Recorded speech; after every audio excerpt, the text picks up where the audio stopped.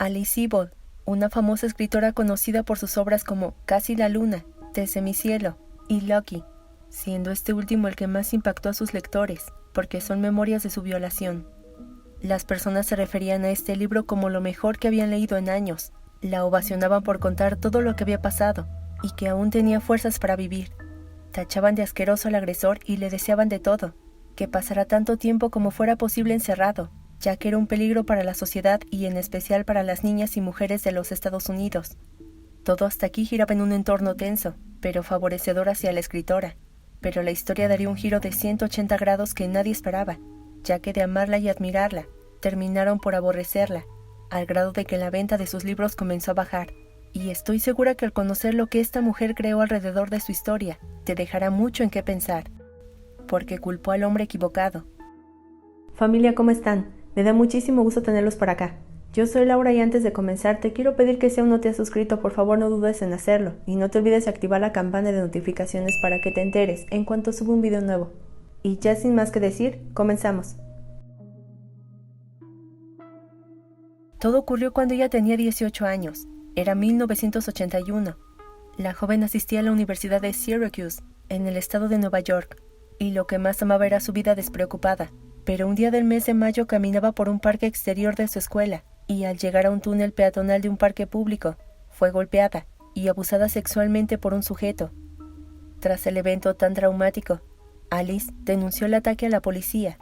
Identificó al agresor como un joven de 16 a 18 años, de raza negra, pequeño y fuerte. Ante esto, la policía le contó que otra joven había muerto asesinada en el mismo lugar, y no era consuelo, pero debía estar agradecida, pues son muy pocas mujeres las que sobreviven a ello. Alice Sebold permaneció en Pensilvania varios meses antes de arrancar su segundo año en Syracuse. Decidió seguir con sus estudios e ingresó al círculo literario de Raymond Carver con su compañera Tess Gallagher, que enseñaba literatura en su universidad.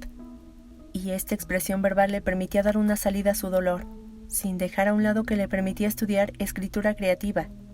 Creía que a la policía le importaba poco lo que le había pasado, pero es que no había pruebas suficientes para dar con el agresor, ni siquiera una sola.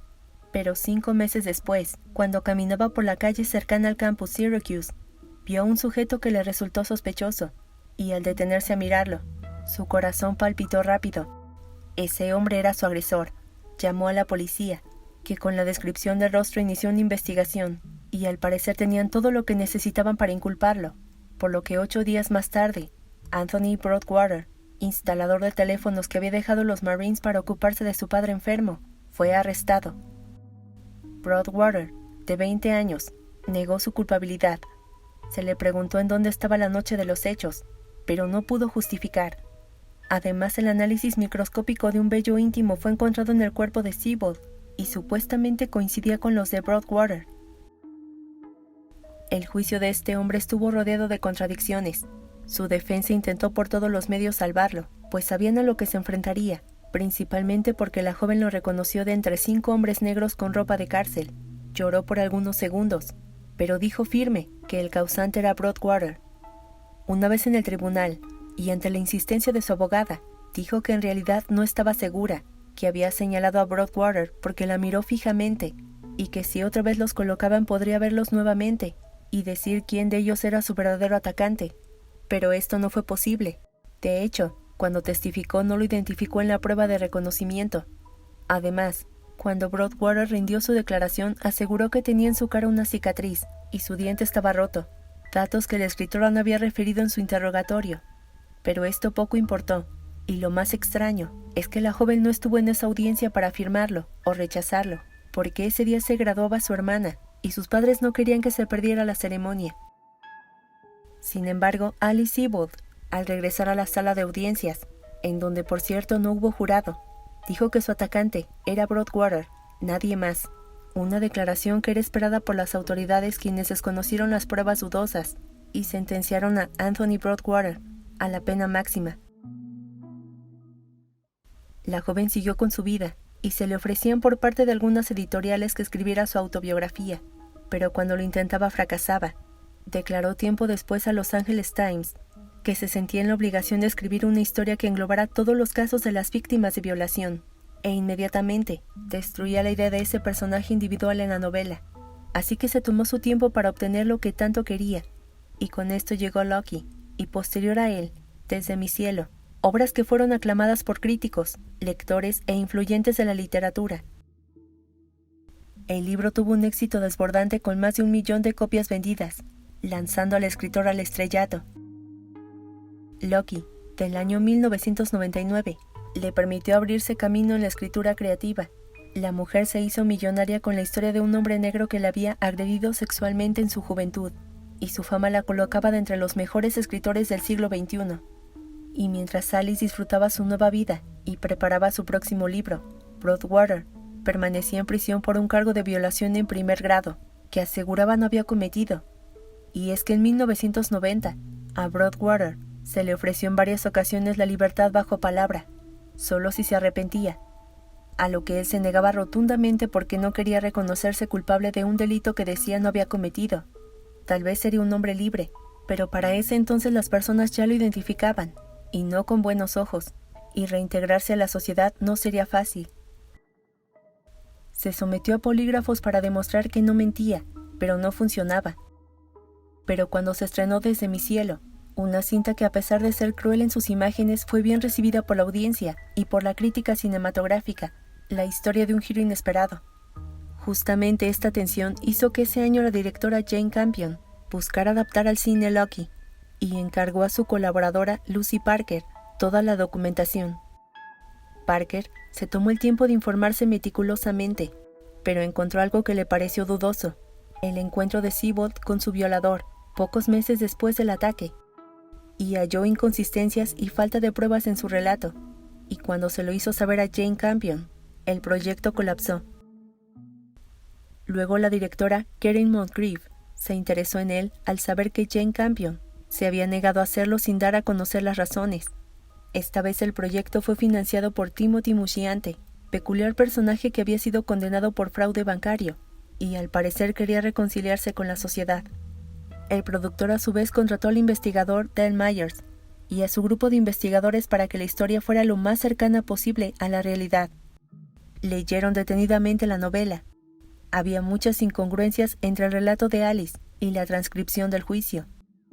Había muchos detalles que se habían omitido.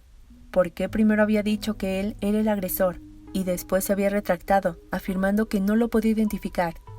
Además, no se habían tomado en cuenta confesiones de Broadwater, que afirmaba que él no lo había hecho. Por lo tanto, la presunción de inocencia desde el primer día había sido desechada, y sus derechos prácticamente no existían. El productor pensó: esto no tiene sentido.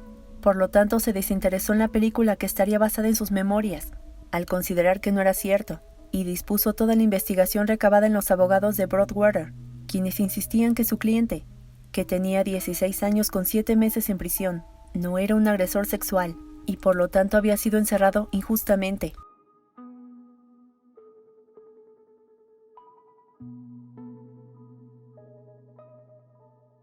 Y es que cuando Broadwater tenía 38 años, específicamente en 1998, fue puesto en libertad condicional.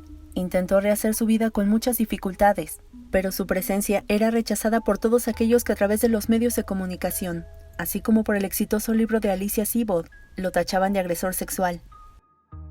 Pero esta vez sería diferente, y sus abogados, apoyados en las pruebas recabadas tanto en el juicio como en Loki, se dieron cuenta de lo que tanto sospechaban: lo habían encerrado por error. Solo se habían apoyado en una prueba para condenarlo, el vello íntimo del acusado, pero en 2015 llegó una muestra que señalaba que esta técnica no era confiable, pues el Departamento de Justicia y el FBI reconoció que llevaban 2 décadas aplicando una técnica errónea en comparación de cabellos. También se tuvo en cuenta la actual consideración de que las identificaciones interraciales son a menudo poco fiables. Con esto se reabrió el caso, tomado por el juez Gordon Coffey, quien declaró en 2021 que Broadwater quedaba exonerado de toda acusación y responsabilidad en la agresión sexual de Alice Sebold. Luego de muchos intentos y 40 años de luchar por limpiar la reputación de Anthony Broadwater, el sueño de un hombre de más de 60 años se convirtió en una realidad. La moción del demandado fue concedida por el fiscal del distrito, y Anthony Broadwater quedó sin delito alguno que manchara su vida. Anthony Broadwater consiguió con mucho esfuerzo que su nombre fuera limpiado ante la sociedad que por muchos años lo condenó injustamente, a causa de una declaración de la que afirma, si ella no estaba segura, ¿por qué mentir? ¿Por qué apoyar una falacia de la que tarde o temprano se sabría la verdad? Como respuesta, envió con sus abogados una carta de excusa donde escribió: como víctima traumatizada de violación a los 18 años, elegí poner mi fe en el sistema legal estadounidense. Mi objetivo en 1982 era la justicia, no perpetuar la injusticia, y ciertamente no alterar para siempre e irreparablemente la vida de un joven por el mismo crimen que había alterado la mía. A lo largo de los años, evitó cualquier encuentro con Broadwater y no ha querido verlo después de la proclamación de su inocencia.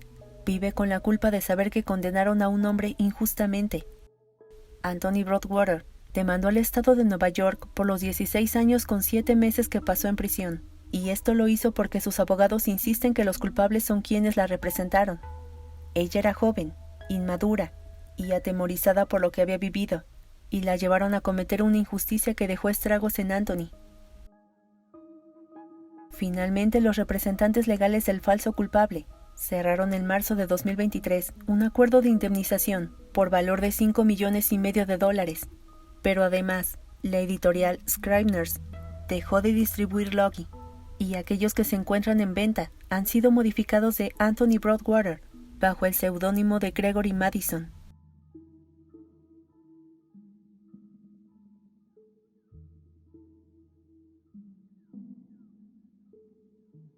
Estas palabras fueron expresadas por Alice Sebold, quien ha mantenido un perfil muy discreto. Cuenta con 61 años, vive en San Francisco y avergonzada insiste que desconoce cuál es la identidad del verdadero agresor. Anthony se dedica a apoyar a personas que pasaron por una situación similar, para que no se den por vencidos. Si quieren demostrar que son inocentes, deben probarlo, y eso desafortunadamente, solo el tiempo lo permite. Pues familia, eso es todo por este día, espero que te haya gustado, y si es así, por favor regálame un like y compártelo con tus amigos y conocidos para que nuestra familia sea cada día más grande. Yo soy Laura y ya sabes que te espero en el próximo video con una historia nueva, que seguramente será aún más estremecedora. Familia, que tengan un bonito fin de semana, les mando un abrazo muy fuerte hasta donde estén, cuídense mucho y nos vemos en el próximo video.